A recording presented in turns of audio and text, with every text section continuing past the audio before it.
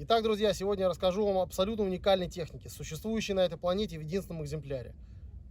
Мы называем его просто трактор. Хотя обычно люди при слове трактор представляют классический синий Беларус. Ну, мы не придумали какого-то другого названия, не придумали бренда, не придумали имени этой техники. Этот трактор собрал мой отец в 80-м году.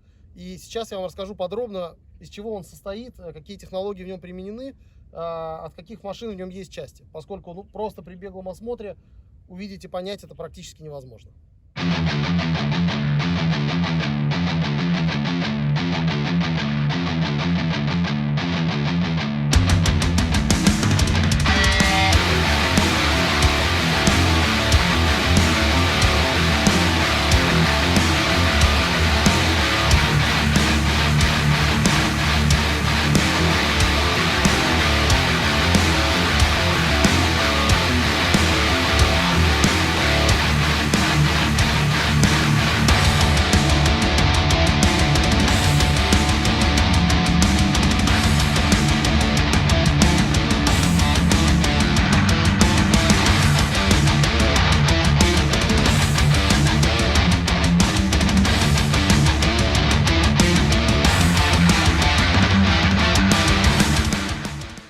Итак, воспользуемся правилами классического тревел-блогинга и начнем осмотр с экстерьера.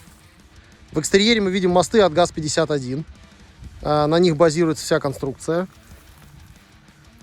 Рама для них была сварена самостоятельно, то есть она разработана, изобретена и сварена самостоятельно. То есть рама не является частью какого-либо автомобиля или частью какого-либо трактора. Это полностью собственная разработка.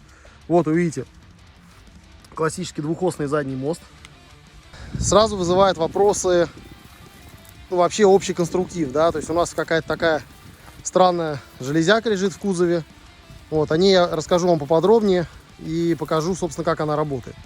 Идея трактора в том, что он может грузить сам себя. У него есть конструкция вот этого челюстного ковша. Вот, но давайте мы сейчас к ней вернемся чуть позже, закончим обзор экстерьера. Значит, что тут можно сказать? У трактора нет никакой светотехники, то есть предполагается только его использование днем. Хотя когда-то давно, если вот внимательно сюда посмотреть, здесь есть отверстие. Когда давно сюда закреплялась обыкновенная фара. Это в какие-то давние года мы какие-то бревна из леса вывозили до глубокой ночи, поэтому у нас была здесь на нем фара. Сейчас, в общем, в этом необходимости нет. Итак, техника. На тракторе установлен мотор сейчас 408-го москвича. Это третий двигатель в его жизни. Начинал свой жизненный цикл он с 401 мотора, потом был 407 и сейчас 408. Это довольно старый мотор технологически, да, он нижневальный, он карбюраторный. Но, в общем, здесь он нормально себя чувствует, у него достаточно небольшие пробеги, и мы его отремонтировали, он находится в хорошем состоянии, тут чистое масло, он его не расходует, и особо никуда не проливает. Хотя, если так присмотреться, да, кое-где какая-то сырость есть, все-таки мотор старый. Этот мотор приводит в движение коробку от газа через вот такое понижающее соединение. То есть, как вы видите, здесь есть цепь. Снизу звездочка маленькая, сверху звездочка большая. Это обеспечивает огромную тягу, но при этом довольно небольшую максимальную скорость. Чего, в общем, от него и не требуется, поскольку это механизм такой сугубо грузовой. И гонять на нем деньги. Тем более рама не содержит никаких амортизирующих элементов.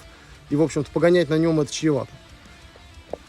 Буквально в этом году трактор прошел реновацию, но она не закончена. Как вы видите, уже сильно повреждены и изношены доски на кузове. И, собственно, до них пока руки не дошли, но до конца сезона реновируем мы их. Вот тут видите мою всю фототехнику для съемки.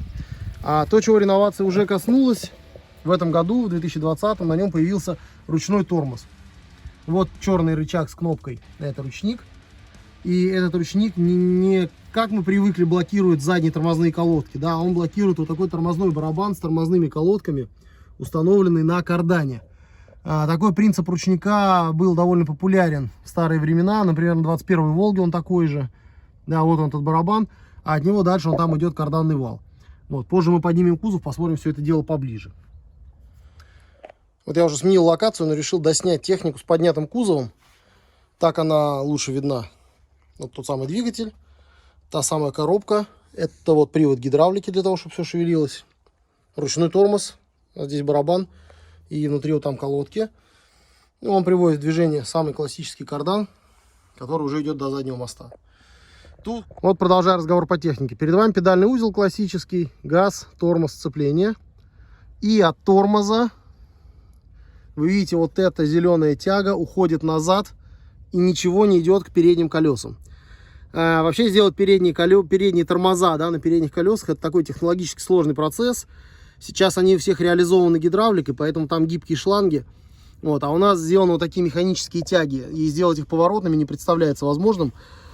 Поэтому тормоза здесь есть только на задние колеса, но это не является проблемой, опять же, из-за того, что у трактора совершенно минимальная скорость. Ну, в интерьере, если перейти к нему, здесь все просто. Здесь вот такое сиденье водителя деревянное. Раньше, когда мы ездили много, мы накидывали какое-то автомобильное сиденье, вроде УАЗовского. Рулевое управление и, собственно, педальный узел. Ну, как вы видите, тут, знаете, элементов комфорта особо нет. Зато при этом трактор заводится с кнопки. Прям как у современных премиальных автомобилей или у дорогих линеек непремиальных. То есть это абсолютно просто. Я вам покажу, как это делается. Итак, трактор заводится с кнопки. Включаем зажигание.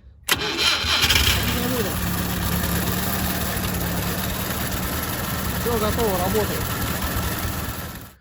Как я вам уже рассказал при обзоре экстерьера, одним из важнейших элементов этого трактора является вот такой двухчелюстной ковш.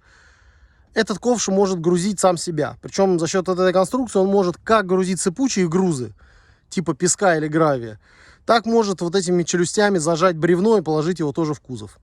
А борта все, кроме переднего, открываются. Задний снимается, боковые откидываются. Перед вами элемент управления этим ковшом. Это 3 ручки. Вот они. Значит, они идут от распределительной коробки, вот этой вот, от трактора Беларусь, гидравлической. И, собственно, отвечают за определенные действия. Средняя ручка, вот эта вот, поднимает и опускает ковш вверх-вниз. Левая ручка закрывает и открывает челюсти ковша. И правая ручка поворачивает его влево и вправо. Он может повернуться до 90 градусов от кузова. Когда мы будем работу ковша рассматривать, это все покажу визуально. И сразу возникает резонный вопрос. Гидравлика должна быть под давлением, что-то должно это давление создавать. Вот если мы посмотрим на коробку передач, у нас здесь есть еще вот один вот такой вот рычаг. Этот рычаг, собственно, подключен к коробке и при включенном положении запускает масляный насос. Это штатная опция газовской коробки, поскольку там этот рычаг тоже запускал гидравлику на машинах с кузовом типа самосвал. Ах да, я вам разве не сказал? У нас здесь тоже кузов самосвал, и он может подниматься.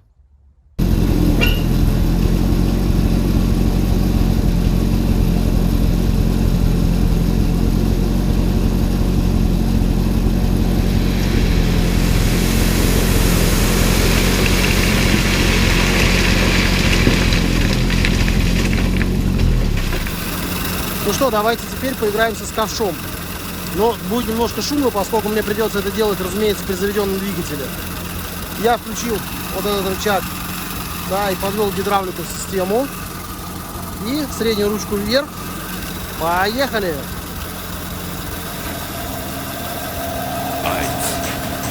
Подняли. Зубки можно открыть до конца или закрыть. И поворачиваем.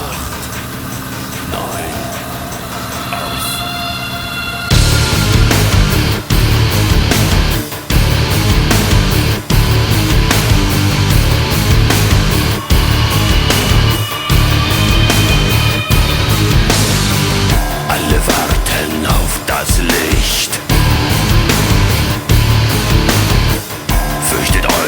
Fürchtet euch nicht. Die Sonne scheint mir aus den Augen. Sie wird heute Nacht nicht untergehen. Und die Welt zählt laut bis 10. Hier kommt die Sonne. 2. Hier kommt die Sonne. 3.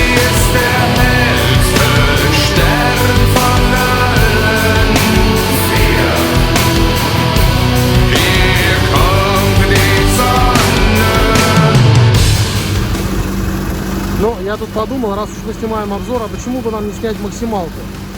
Разгон до сотни не обещаю, боюсь, до сотни он в принципе не разгоняется. Но посмотреть на то, с какой максимально комфортной скоростью он может ехать по асфальту, я думаю, стоит.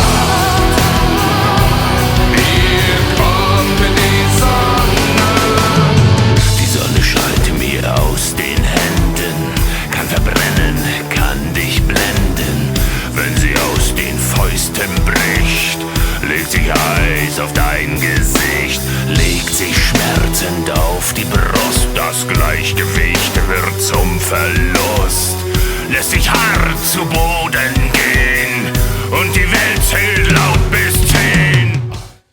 Вот такую чудесную технику мы имеем в доме благодаря моему отцу-изобретателю. Уникальность этого трактора состоит в том, ну, за исключением той уникальности, что вообще его нужно было придумать, рассчитать, собрать, ровно сварить, все подвести, опускаем это. Подавляющее большинство запчастей этого трактора было собрано на свалке. Мосты были найдены на каких-то свалках в советские времена, которые за ненадобностью выкидывали абсолютно рабочие. Двигатели какие-то были со свалок, какой-то нам подогнал сосед, коробка тоже со свалки. Короче, тут практически все, он собран из вещей, которые людям уже были не нужны. Но, как мы видим, если есть желание, то любым вещам можно дать вторую жизнь. И еще какую жизнь.